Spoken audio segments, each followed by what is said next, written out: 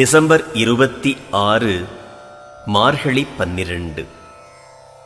பரத்தினைப் பார், இருப்பவர் பரம்பொருள் ஒருவரே, யாண்டும் அவரையே கண்டு அவரோடு களித்திருப்பாய் மனமே. கயிற்றை பாம்பெனக் கருதி மனிதன் படாத பாடுபடுகிறான். அப்படி அவன் படும் வேதனைக்கெல்லாம் அவனது அஞ்ஞானமே காரணமாகும். பரம்பொருளை பிரபஞ்சமெனக் கருதி மனிதன் அல்லல் மிகப்படுகிறான். பரமனை உள்ளபடி காண்பது மெய்யறிவு.